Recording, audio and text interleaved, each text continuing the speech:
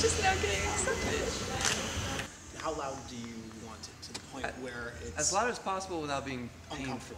Yeah. Okay. But like I want it to be loud enough where it just kind of like where you feel it. Yeah. Okay, kind of like the Pink Floyd volume. I thought it could have been a little touch louder.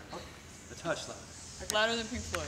Louder than Pink Floyd. James. But I don't want to make it too bassy, and then the dome starts rattling and their ears start bleeding. But yay! Well, just we could, little ear bleeding. We could. Which song do you want to test it on? Which one has like? Want track 3? Yeah, that's probably loud. Track 3 is my favorite. Good. We All Have Eyes.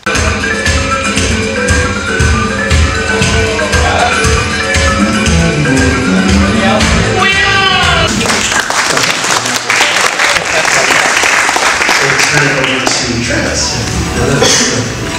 Is it on? Yes. I'd like to warm you up with a couple of numbers.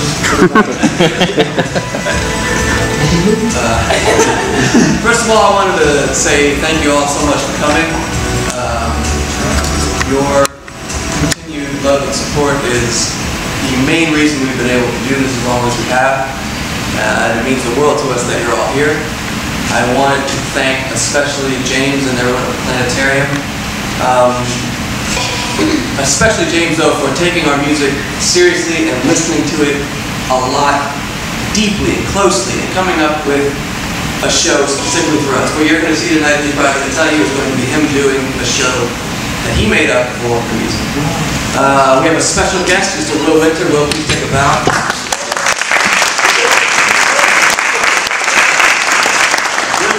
Will help us with the arrangements on the album.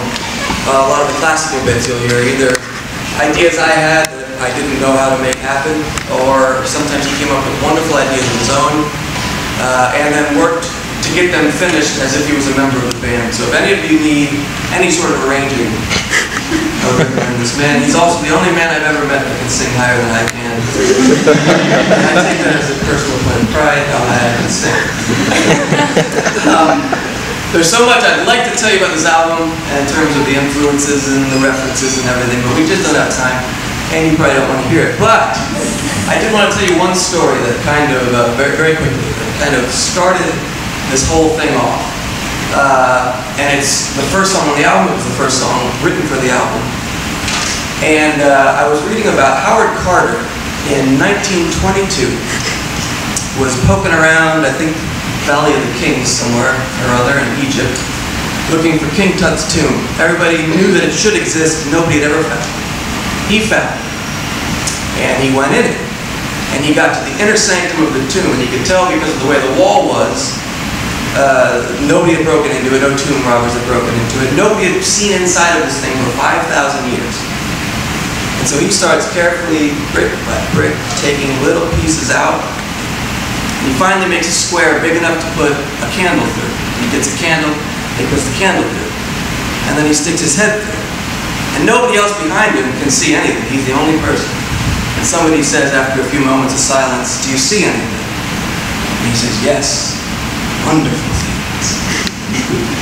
And I love that, and that's the name of the first song on this album, and I think that's the kind of spirit of discovery and exploration and mystery that really kind of made this album happen. I hope you like it. If you don't like it, feel free to tell me that. You're not going to get your money back. I will pass it over to James here now. Thank you guys.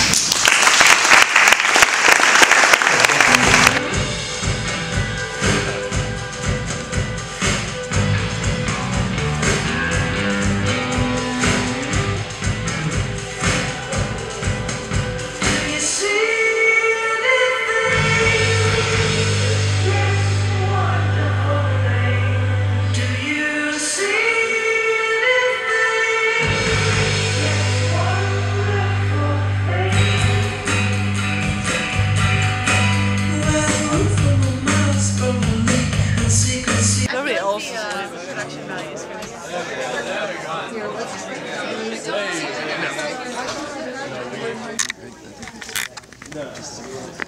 So happy that you guys. I miss this half